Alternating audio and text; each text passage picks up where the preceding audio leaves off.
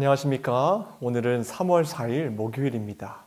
시편 4편의 말씀 함께 묵상하며 은혜를 받겠습니다. 제4편 다윗시 인도자를 따라 현악에 맞춘 노래.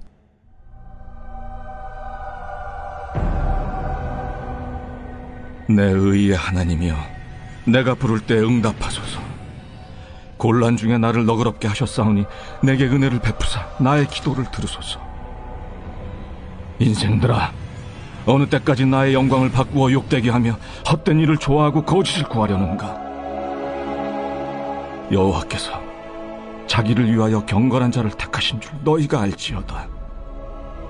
내가 그를 부를 때 여호와께서 들으시리로다. 너희는 떨며 범죄하지 말지어다. 자리에 누워 심중에 말하고 잠잠할지어다. 의의 제사를 드리고 여호와를 의지할지어다.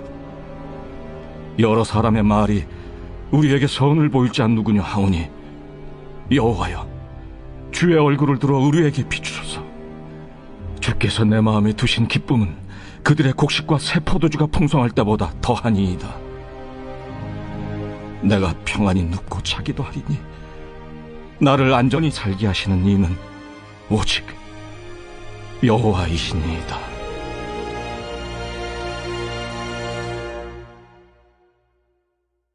오늘 우리가 함께 나눌 말씀은 시편 4편의 말씀입니다. 이미 시편 1편에서의 말씀에서 복 있는 사람은 어떤 사람인가에 대해 담임 목사님께서 말씀하셨듯이 세 가지의 자리에서 벗어난 자가 복 있는 사람이라는 것입니다. 악인들의 꾀를 따르는 자리, 죄인들의 길에 서는 자리, 오만한 자들의 자리에서 완전히 돌이킨 자가 하나님께서 보실 때 가장 복된 사람이라는 것입니다. 그것이 왜 복입니까? 이 세 가지의 자리를 떠날 때 그때 하나님의 말씀이 들려오기 때문입니다. 주의 말씀이 우리의 삶의 자리로 들어올 때 우리에게는 큰 기쁨과 소망이 넘쳐나기 때문입니다. 뭐가 복인지도 모르고 여전히 세상 가운데 헛된 복만을 추구하며 방황하는 자들, 특별히 세 가지 자리에서 돌이키지 못한 자들에게는 절대 하나님의 말씀이 들어오지 않습니다. 이 세 가지 자리에 속한 사람들은 한마디로 육신에 속한 자들입니다. 사도 바울은 로마서 8장에서 이 육신에 속한 자들을 향해, 다시 말해 몸뚱아리가 삶을 지배하는 자를 향해 이 육신에 대해 이렇게 말하고 있습니다. 육신에 속한 자들은 사망이다.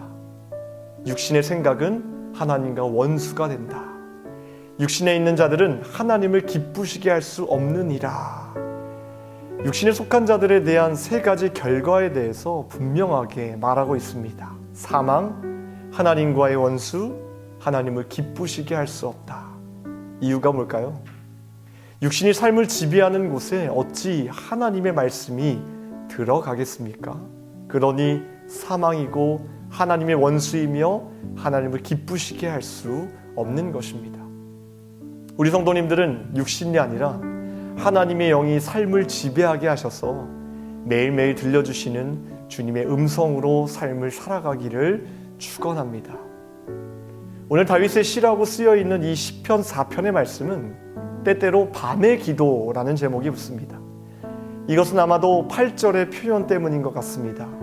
내가 평안히 눕고 자기도 하리니 나를 안전히 살게 하시는 이는 오직 여호와이시니이다. 우리는 매일 밤이 되면 잠을 잡니다.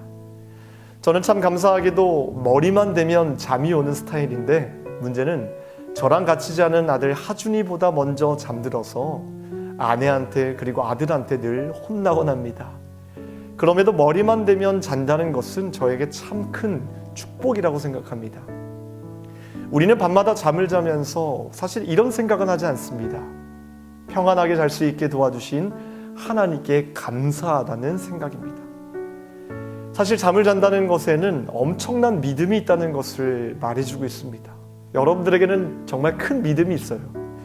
우리는 밤에 자고 있을 때 무슨 일이 일어날지 전혀 알 수 없고요. 아침에 눈을 뜬다는 보장도 없습니다만 저희들에게는 엄청난 믿음이 있기에 이런저런 걱정 없이 잠을 청하곤 하는데, 사실 이것은 큰 기적이자 축복이라는 사실을 기억해야 하고요. 특별히 오늘 말씀처럼 우리가 평안히 눕고 자는 것은 우리를 안전하게 살게 하시는 하나님 때문에 가능한 삶이라는 것을 날마다 기억해야 될 것입니다. 우리는 늘 입술로 감사할 것이 없다고 얘기하지만 매일같이 잠들고 매일 아침마다 눈 뜰 수 있다는 것이 기적 중에 기적입니다. 저는 이렇게 생각합니다. 인간이 스스로 아침에 눈을 뜨는가? 전혀 그렇지 않다고 생각합니다. 누군가가 깨워주는 사람이 없으면 우리는 절대 깰 수 없습니다.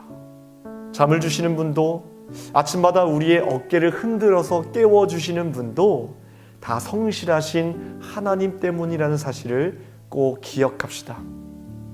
마지막으로 7절 말씀에 다윗은 이렇게 고백하고 있습니다.